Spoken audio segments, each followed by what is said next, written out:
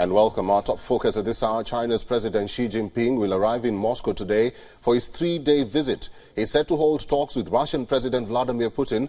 Reports say that Beijing is attempting to broker peace and put an end to the war in Ukraine. The trip comes just 3 days after the International Criminal Court issued an arrest warrant for Vladimir Putin over alleged war crimes in Ukraine, including the deportation of Ukrainian children to Russia.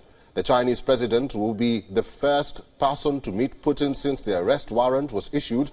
Neither Moscow nor Beijing are members of the ICC or the International Criminal Court.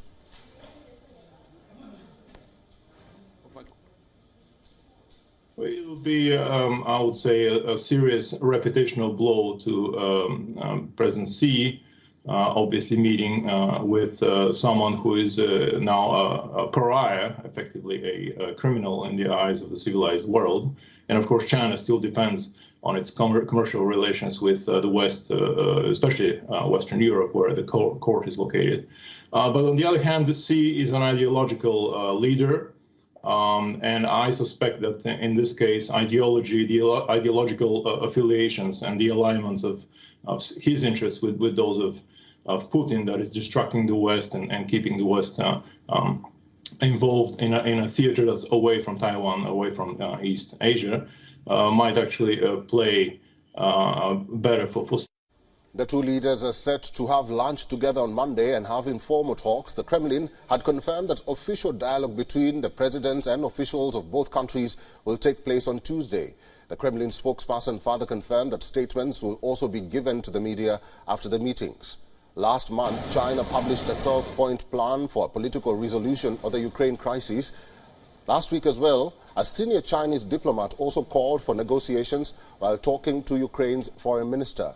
Xi Jinping is expected to be a crucial mediator in the invasion of Ukraine. This is the first visit by the Chinese president since the invasion began in February last year.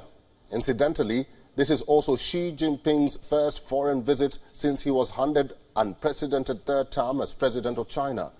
Beijing has emphasized its concerns over the relentless year-long conflict between Russia and Ukraine. However, there is no confirmation yet on whether the Chinese president will hold talks with the Ukrainian president.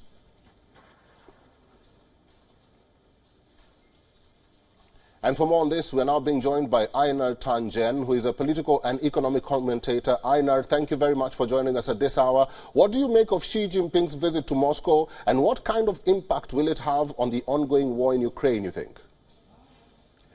China is very concerned that the situation is spiraling out of control. I mean, there have been references to nuclear weapons use, etc.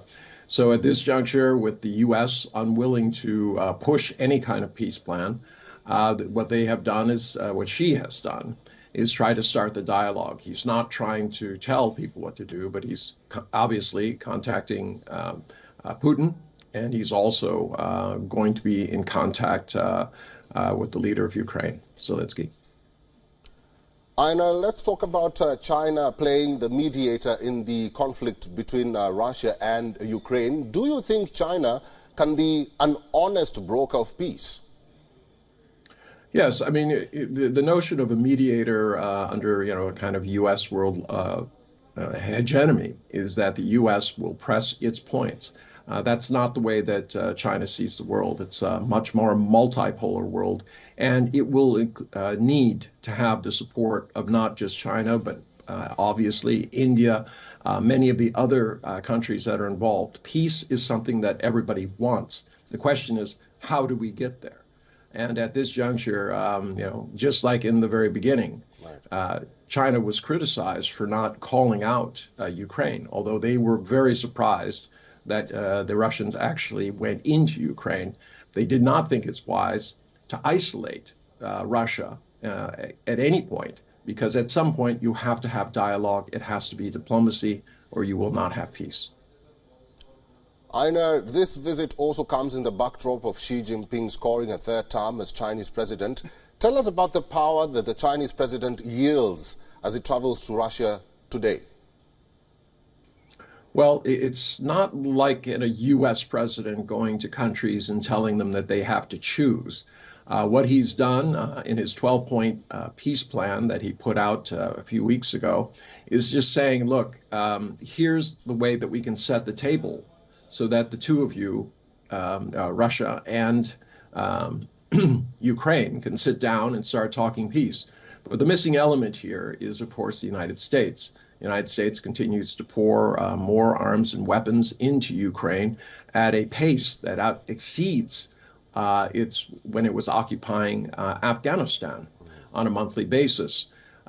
China doesn't see that as productive. I don't think most countries around the world see that as a way towards peace. Right. It is not at all clear that Ukraine can somehow oust Russia. But it is also unclear that Russia will be able to ever take over more of Ukraine than it currently has. So locked in a stalemate, threat of nuclear war.